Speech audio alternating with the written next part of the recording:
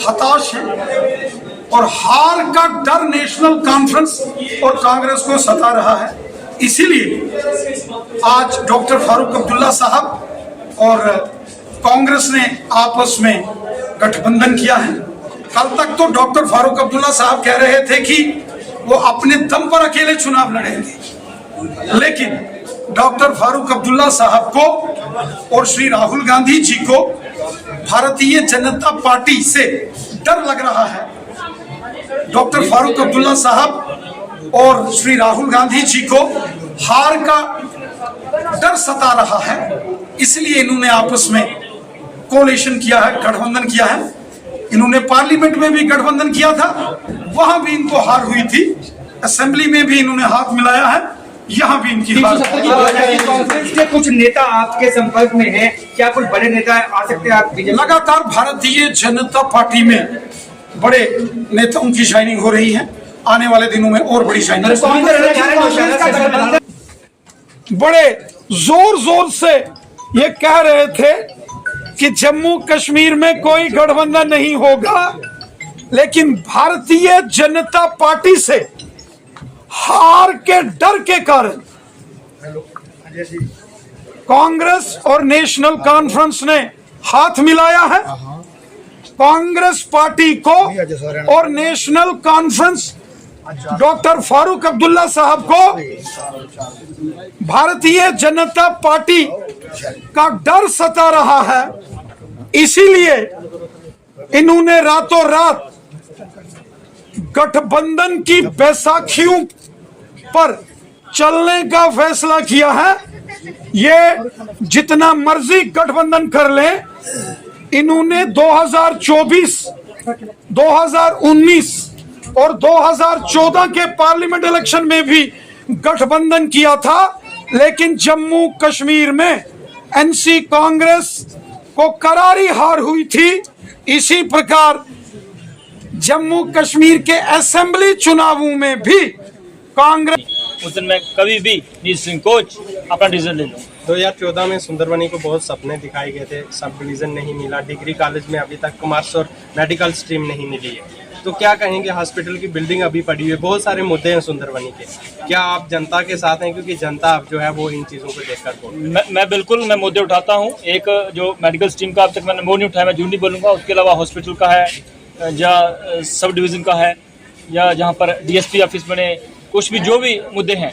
और मैं वाहिद अकेला सुंदरबनी के अंदर ऐसा लीडर था जो मुद्दे उठाता था, बाकी सबको किसी भी पार्टी का हो उनको सांप सूंघ जाता था। सर, सुंदरबनी के अंदर यूथ, बहुत से यूथ को सपने भी दिखाए जाते हैं, और ऐसे मैच खेल कूद की बात करें तो उस क्षेत्र में सुंदरबनी के अंदर एक आर्मी ग्राउंड तक नहीं है। नौशहरा की बात करें तो नौशहरा में एक आर्मी ग्राउंड दिया गया, उसमें स्ट्रीट लाइट दी गई, मगर सुंदरबनी के अंदर आज तक ये चीज़ें नहीं दी गई थी। क्या आने वाले दिनों में ये देखने को मिलेगी? क्योंकि जनता जो है, जो हमारे युवा हैं, वो काफ़ी सफ़र कर रहे हैं कि उनको ये चीज़ें जो इसका बेनिफिट नहीं मिला। देखिए, जहाँ तक युवाओं की बात है, मैं भी युवा हूँ, मेरी एज भी 33 साल है, 34 लगा हुआ, और मैं खुद क्रिकेट का बड़ा शौकीन हूँ और मैं खेलता भी हूँ। मैं आपको बता दूँ, मैंने रणजी लेवल तक ट्रायल दिए हुए हैं। मैं किसी कारण वहाँ सेलेक्ट नहीं हो पाया। मेरे साथ जो भी लड़के क्रिकेट खेले हुए सुंदरबनी जो 7 स्टार वो बड़ी टीम में जानते हैं मुझे, और जितना नौजवानों के लिए मेरे दिल में दर्द है, वाहिद किसी भी कार्यकर्ता या किसी लीडर को होगा। जहाँ तक एक स्टेडियम की बात है, बिल्कुल मैं स्टेडियम के चक्कर में हूँ। किसी भी तरह मैं मिनी स्टेडियम सुंदरबनी लेके आऊँगा। अपने भाइयों का जो सपना है उसको पूरा करने का कोशिश करूँगा। सर, सुंदरबनी के अंदर डेली वीजर और के जितने भी जो मुद्दे हैं, इनको लेकर काफ़ी सारे संघर्ष भी हो रहे हैं, मगर डेली वीजर के जो PHE डेली वीजर है और भी जितने भी डिपार्टमेंट के डेली वीजर हैं, उनके आज तक मुद्दे हल नहीं हो रहे। तो क्या आने वाले दिनों में क्या ये आश्वासन दिखाए जाएंगे, ये आश्वासन आपके द्वारा दिया जाएगा कि इन लोगों की समस्या हल होगी, या सिर्फ मुंगेरी लाल के सपने ही होंगे? नहीं, जो मेरे कद काठी में आएगा, कुलदीप नाथ बिना निसंकोच उन मुद्दों को उठाएगा। मेरा बोलने का तरीका जो आज तक रहा है, बिना डर के रहा है। ना मैं किसी से डरता हूँ, ना प्रशासन, ना किसी से। सिर्फ लोग मेरे साथ होते तो मैं बात रखता हूँ। सर, आपने भी देखा है कि जब भी कोई एक नेता, लोग अपने नेता को चुनते हैं तो उसके बाद कहीं ना कहीं लोगों को लेकर ज्वाइनिंग जरूर होती है, मगर जब समस्या की बात आती है तो वही नेता टाल मटोल करते हैं और उन लोगों को वहीं के वहीं छोड़ देते हैं, उनकी समस्या का हल नहीं होता। तो क्या आने वाले दिनों में लोगों के साथ ही खड़े रहेंगे, या ऐसे ही सपने खाली दिखाते रहेंगे? आप पूरे जम्मू कश्मीर क्षेत्र में कोई एक कार्यकर्ता बोलते कुलदीप नाथ फोन नहीं उठाता, या ना उठाया वापस कॉल ना की। जहाँ तक बात है कामों की, मैंने बोला जो मेरे दायरे में आएगा, जो कार्यकर्ता मेरे तक पहुँचेगा, मैं नीच को उनके पास अफसर तक पहुँचाऊंगा, ये सरकार बनती है सरकार तक लेके जाऊंगा। जो मुझे जिम्मेवारी मिलेगी उस जिम्मेवारी को निभाते हुए लोगों का काम मेरा फर्स्ट प्राथमिकता है। लीडर तब होगा जब वो लीडर जनता का काम करेगा, वो मेरी प्राथमिकता है और मैं वो करूंगा। जम्मू कश्मीर के अंदर भाजपा सरकार की तरफ से कहा गया है कि इस बार 50+ पार, तो किस तरीके से आप देखते हैं कि भाजपा 50+ पार कर पाएगी और विपक्ष पार्टियों को किस तरीके से आप मैसेज जो है वो देना चाहोगे, क्योंकि वो भी बेसब्री से इंतजार कर रहे हैं। आप 50 में 5 और जोड़ लो, 50 नहीं 55+ जाएंगे, क्योंकि इस पर मिलजुल कर सब ऐसे नए लोग आ रहे हैं, काम करने वाले लोग पार्टी में आ रहे हैं। हमने देखा भी होगा, हमें भी इस समय संगठन से पार्टी में जाके मेरे साथ सनम राणा जी हैं, बड़े अच्छे सोशल वर्कर भी हैं और उनका बहुत बड़ा नौशहरा का पेट है और हजारों में कार्यकर्ता उनका से जुड़े हुए हैं। क्या लगता है कि इस बार सुंदरबनी और नौशहरा में कोई कांटे की टक्कर को दे सकता है भाजपा को, जब भाजपा सिर्फ अकेले ही जाएगी? टक्कर है ही नहीं। कालाकोट, सुंदरबनी जी और नौशहरा एक तरफा वादा जीतेगी। सर जिस तरह आज ज्वाइनिंग हुई है, ऐसे में आपको लगता है कि आने वाले दिनों में और भी वोट संख्या बड़ी मात्रा में ज्वाइनिंग हो सकती है और भाजपा का एक परिवार, बड़ा परिवार हो सकता है? आप सब मुझे जानते हैं, मैं बड़े गरीब परिवार से हूँ, मैं गाड़ियाँ भर के सबको इधर ला नहीं सकता था, इसलिए अब मैं जो नई ज्वाइनिंग करने वाला वो देखते चलिए। हर दिन हर समय घंटे में नई ज्वाइनिंग की आपको दिखता जाएगा। गांव लेवल पर, मोहल्ले लेवल पर नई ज्वाइनिंग हो रही है। ये ठीक है, हम सब लोगों को जहाँ नहीं पहुँचा सकते, व्यवस्थाएं की कमी होती है, हम सब सामान्य परिवार से हैं। अब निश्चित हो रही है कि सुंदरबनी के अंदर बहुत बड़ी तादाद में मगर अक्सर एनसी, पीडीपी, कांग्रेस के जितने भी सफाया क्लीन स्वीप करके आएंगे। कुलदीप जी, 2014 में सपना दिखाया गया था भाजपा कैंडिडेट के द्वारा कि वो जीत के आएंगे तो सुंदरबनी वासियों को खेल के लिए ग्राउंड देंगे। 2014 के चलते 2024 एक बार फिर चुनाव सर पे है और इस बार आपने भाजपा ज्वाइन की है, तो क्या इस बार सुंदरबनी वासियों को खेलने के लिए ग्राउंड मिलेगा?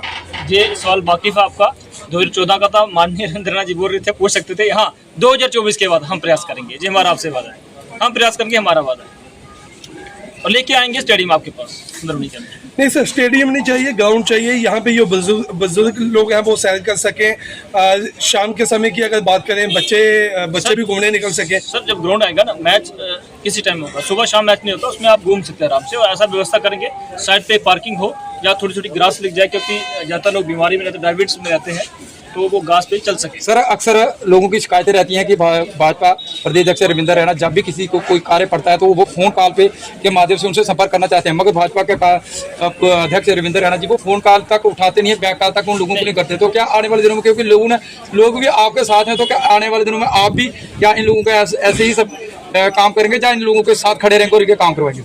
मेरा फ़ोन 24 घंटे रहता है, दिन रात। मैं कभी साइलेंट फ़ोन नहीं करता। मुझे रात को 12:30, 3:30, 2 बजे अब चेक कर ली फ़ोन करके, मैं आपका फर्स्ट रिंग या सेकंड रिंग फ़ोन उठाऊंगा। मतलब काम की बात है, मैंने बोला जो मेरे दायरे में होगा। अब मुझे कोई बोले मुझे कोई डीसी लगा दो, मेरे दायरे में नहीं है, या जे करो दायरे में। हाँ, जो आपकी प्रॉब्लम है वो मेरी प्राथमिकता में आनी चाहिए कि आपका नल खराब है, बिजली की प्रॉब्लम है, रोड की है, डीसी से बात करनी है, यहाँ भी किसी सेक्रेटरी से बात करनी है। जहाँ तक मेरा अपना लेवल होगा मैं उनसे पक्का बात करूँगा।